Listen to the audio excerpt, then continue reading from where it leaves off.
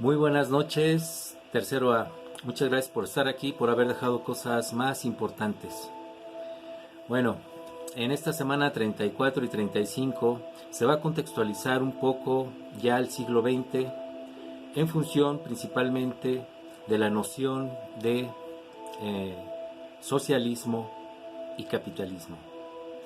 Recordemos que México en el escenario internacional pues surge a partir de una revolución donde se sustituye a una dictadura, la de Porfirio Díaz, y viene a nacer otra dictadura de partido, una dictadura que nace al principio con tintes socialistas, pero era fundamentalmente capitalista. Se viene eh, a entender la Revolución Mexicana comúnmente como el triunfo de los campesinos y los obreros. Más bien, ese es el proyecto de la escritura de la historia que triunfó, la escritura de una revolución fundada en la ilusión de que los trabajadores y los campesinos triunfaron.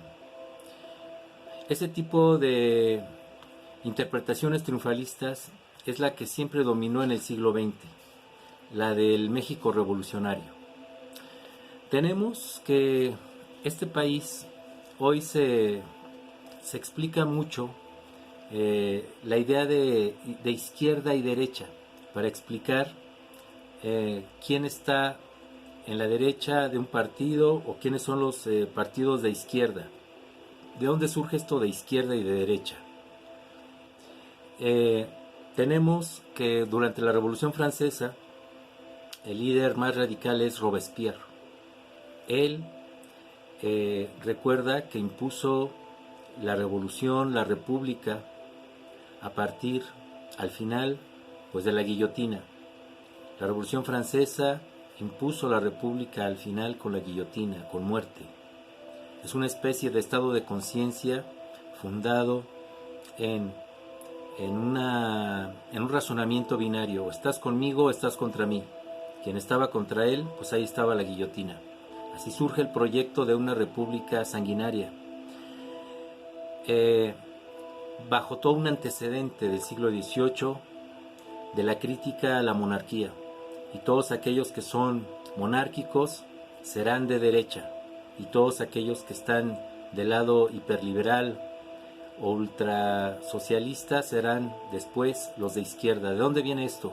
Porque Robespierre se sentaba en el salón de charlas políticas antes de las deliberaciones en el lado izquierdo y los monárquicos en el lado derecho.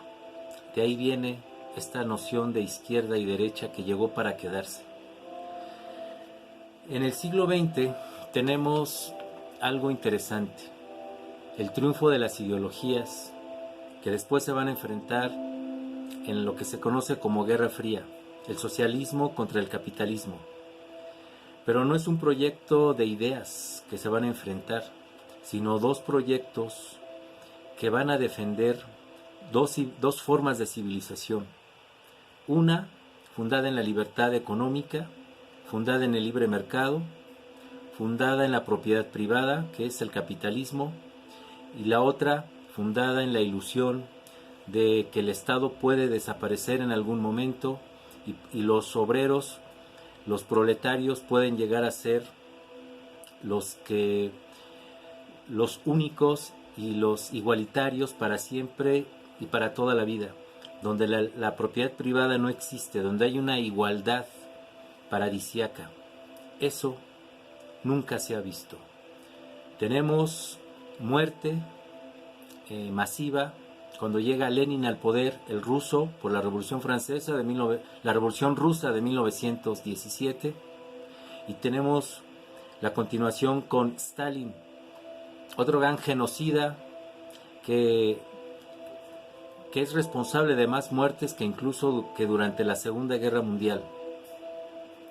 Los socialismos han provocado mucha muerte, represión, represión también a las formas de comunicación escrita, no aceptan la crítica hacia sus sistemas políticos. Y aquí en México, pues llega la Segunda Guerra Mundial, concluye en el 45, y parece ser que, como les comentaba la clase pasada, pues México se va a aliar con los Estados Unidos y va a salir avante económicamente, con una población de aproximadamente 60 millones para fines de los años 60. Y no nos va mal tan económicamente, pero en el contexto internacional está la Guerra Fría, es decir, el enfrentamiento entre capitalistas y socialistas. Aquí conviene decir que el ambiente intelectual, incluso universitario, predomina un marxismo, es decir, la idea, la defensa de la doctrina de Carlos Marx, que es la que se señala en El Capital, donde desde una revolución se podría accesar a un gran cambio. Y ya vimos que los socialismos y los capitalismos no funcionaron para el bienestar general. Al contrario, una élite socialista era la que vivía siempre mejor en estos países y la mayoría de la gente en completa pobreza. Escribí algunas anotaciones sobre el contexto del siglo XX para entender un poco el ambiente internacional en el siglo XX. Tenemos que en 1947 el presidente de Estados Unidos propuso la doctrina Truman, que tenía dos objetivos: enviar ayuda estadounidense a las fuerzas anticomunistas de Grecia y Turquía y crear un consenso público por el cual los estadounidenses estarían dispuestos a combatir en un supuesto conflicto. Alcanzó ambos objetivos. Ese mismo año, el periodista Lippmann popularizó el término de Guerra Fría en un libro así titulado.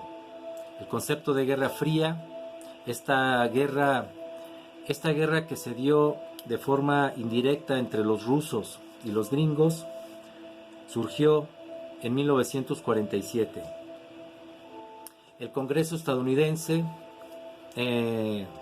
pues hizo una serie de interrogatorios a los que se dio gran publicidad sobre las actividades procomunistas en Estados Unidos y siguió a todo rasgo, toda característica de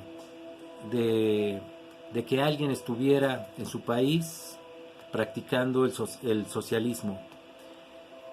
En 1948, los Estados Unidos lanzaron el Plan Marshall, que es un programa de recuperación europeo dotado de 13,000 millones de dólares para reconstruir Europa central y occidental.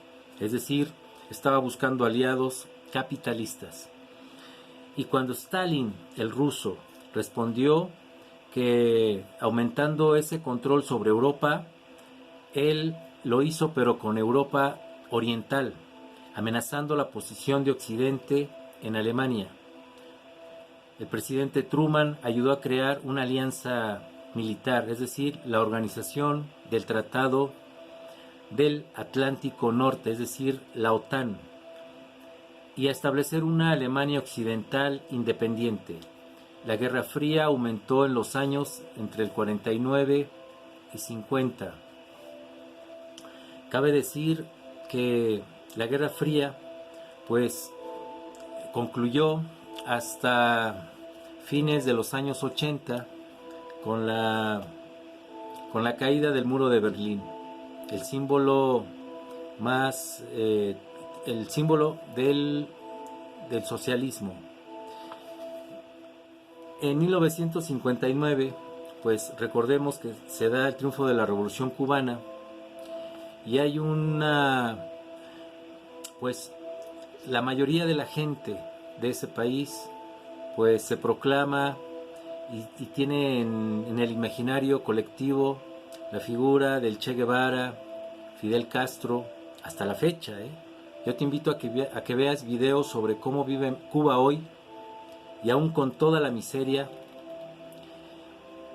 aman, siguen a Fidel Castro. Es increíble.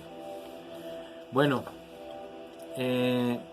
aquí un breve contexto acerca de, de un proyecto socialista mundial que en 1989 pues viene a derrumbarse las expectativas socialistas, y luego a partir de 1990 pues viene un cambio de era en el siglo XX. Podemos decir que inicia la era psicológica, que viene a sustituir a la era ideológica. ¿Por qué? Porque termina esta guerra entre el socialismo y el capitalismo, y ahora viene una cultura cibernética, una era psicológica, donde el imperio de lo efímero, lo que dura poco tiempo, y donde va a triunfar, donde también las expectativas de los jóvenes, los horizontes de expectativas, pues se van a cortar, van a desaparecer. El futuro que en los años 60 los jóvenes todavía tenían respecto a luchar por algo mejor, empieza a observarse eso en la actualidad prácticamente como algo ya desaparecido. La gente hoy ya no tiene un futuro en las expectativas, en su cultura. Esto es muy interesante. La era del riesgo le llaman a algunos autores. La pandemia también ha marcado en este siglo XXI un cambio de era, una nueva forma, una necesidad de entender con otros parámetros la historia. Yo aquí le paro, y parece ser que vamos a discutir este siglo XX, a partir de aquí hasta que termine el curso. Muy buenas noches. Dejo las tareas en el menú de los comentarios de estos videos.